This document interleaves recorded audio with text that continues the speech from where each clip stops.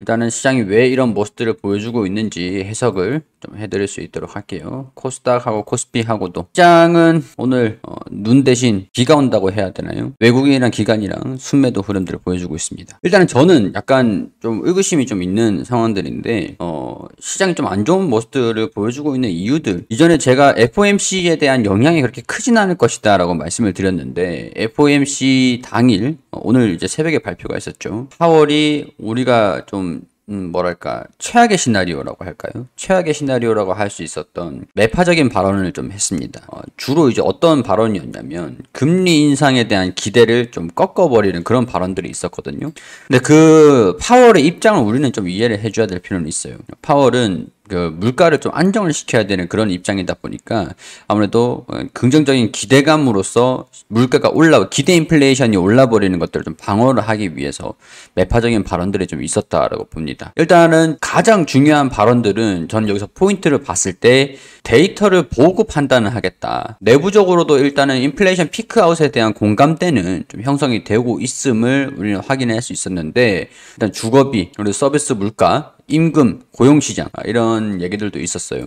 예전에 제가 고용시장에 대해서도 좀 말씀을 드렸던 게 경기가 좀 어렵다 보니까 사람들이 한 가지 직업을 가지고 있는 게 아니라 두 가지, 세 가지, 투잡, 쓰리잡을 하게 됐기 때문에 고용이 증가된 걸로 약간 데이터에 오류가 있을 수도 있다. 거기에 대해서 좀 말씀을 드렸었는데 우리가 부가적으로 이제 부업으로 하는 알바 같은 경우에 개념은 시급이 임금이 좀 저렴했었잖아요. 일반적인 고용들보다 임금이 저렴한 상태에 있었는데 이게 지금 투잡, 쓰리잡을 진행을 하면서 그 임금이 점점 오르고 있는 상태들, 그런 상태에서 어디까지 얘기했었죠? 일단 파월 의장이 인위적으로라도 위를 좀 보려고 하고 있고, 시장은 내년 하반기 한 차례 금리 인하를 여전히 기대를 하고 있는 위치다. 그러니까 파월은 금리를 말로 일단은 금리를 더 이제 강하게 올릴 수도 있다. 아직까지 금리 인하를 검토하고 있지 않고 있다. 이런 매파적인 발언을 계속했습니다. 근데 이런 발언 이후에 달러는 소폭 하락을 했었고 국채금리가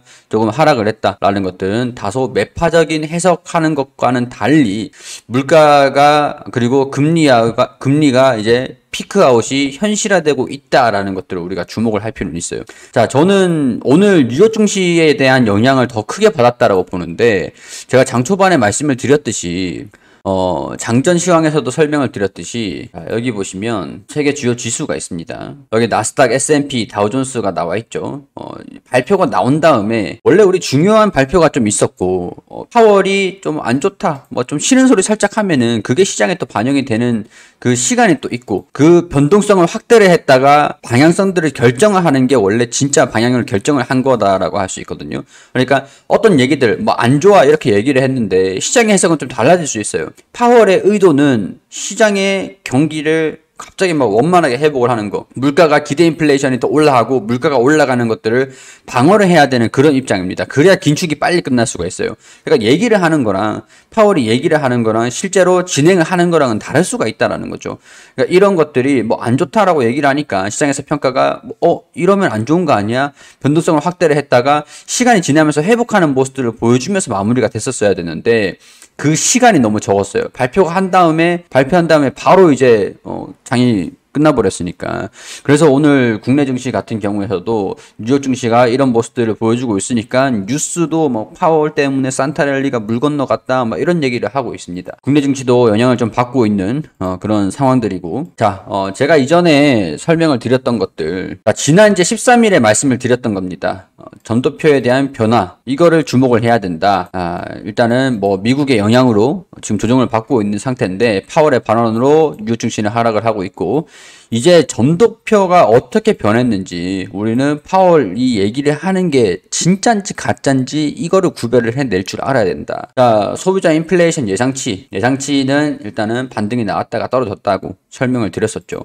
그리고 당시에 이제 패드와치에서 전망을 하고 있었던 이번에 50bp 인상 확률이 73%에서 79%까지 올라갔었습니다. 그리고 50bp를 금리 인상을 진행을 했죠. 그 다음에 그때 당시에는 50bp, 75bp, 그리고 25bp 이제 뭐 베이비 스텝, 빅 스텝, 자이언트 스텝 이렇게 있는데, 당시에 이제 우리가 FOMC 이전에 예측을 했던 최종 금리 전망이 있습니다. 이게 5%에서 5.25%까지 될 것이다 라고 보고 있었던 상황이거든요. 5.25%까지 최종 금리를 결정을 하는 게 7월까지다. 이게 최종으로 한 3월 달까지는 차근차근 빅스텝을 좀 진행을 하고, 빅스텝 이후에 3월부터 7월까지는 5%에서 5.25 이까지 좀 유지를 하고 있다가 9월부터는 금리 인하를 진행을 할 거야. 근데 이 확률이 34%, 30% 수준이었죠. 높은 수준이니까 34% 조금 더 높았다. 근데 이게 전망은 파월의 발언에 따라서 바뀔 수도 있다라고 말씀을 좀 드렸었던 게 있습니다. 자, 이번에 바뀌었습니다. FOMC 종료 이후에 25bp 인상을 2월 1일에 25bp 인상을 보고 있는 상태입니다. 자, 이전에 4.75 여기 4.5에서 4.75 이게 75bp고 이게 0.5% 그러니까 50bp잖아요. 그러니까 지금 이제 2월 1일에 전망을 하고 있는 거는 25bp를 가능성들을 25% 수준, 75% 수준으로 보고 있다. 자, 그럼 이전에는 25bp가 35% 수준이었고 51%의 50bp 인상을 거론을 하고 있었는데 25bp 인상 확률이 더 높아지면서 점도표의 하향이 이루어졌겠죠. 이전에 이 점도표 최종 금리를 추정을 하는 게 3월 달부터 5에서 5.25% 그리고 7월까지 보고 있었던 상태가 7.75% 그리고 5% 원래 여기에 있었어야 되는데 이게 내려온 거예요. 한 차례 25bp가 내려온 거죠. 기간은 좀 늘어났어요. 3월에서 7월까지 이 5% 수준을 유지를 할 거다라고 봤었는데 이제는 3월에서 9월까지 2개월이 더 늘어났어요. 4.75%에서 5%까지 시종금리를 9월까지는 유지를 할 거다. 그리고 난 다음에 11월부터는 금리 인하가 있을 가능성이 높다. 지금 이제 시장을 보고 있는 거는 이제는 금리 인하가 언제 있을 것이냐. 피봇에 대한 기대감들이라고 할 수 있을 것 같은데 제가 항상 말씀드렸던 게 코스피 지수는 선행지표이기 때문에 6개월에서 8개월은 선반영이 되는 경향이 있어요. 자, 그러면은 파월이 얘기를 했던 점도표 우리 인상시킬 수도 있어요. 뭐 이렇게 얘기를 하고 긴축을 좀 더 오랜 시간 할 수는 있을 것 같다. 근데 우리는 데이터를 보고 결정을 할게. 이렇게 얘기를 했던 거. 물가에 달렸다라고 얘기를 하는 게 그런 의미다라고 할 수 있겠고 이 2월 1일 FOMC에는 25bp 인상 확률이 대폭 상향이 됐다. 그렇기 때문에 최종 금리가 하락을 했다. 패드에서 파월이 얘기를 한 거랑 최종 금리 인상에 대한 전망이랑 따로 놀고 있는 거죠. 근데 지금은 오늘 국내 시장은 파월이 얘기를 했던 거에 뭐 우려감들을 반영을 하면서 지금 안 좋은 모습들을 좀 보여주고 있는데 시장의 주중 흐름들을 보여주고 있는데 점도표에 대한 변화는 시장에 충분히 긍정적일 수 있을 만한 내용으로 변화가 됐습니다. 지금 시장은 이거를 주목하고 있는 건 아니고 악재를 먼저 반영을 시키고 있는 것 같아요.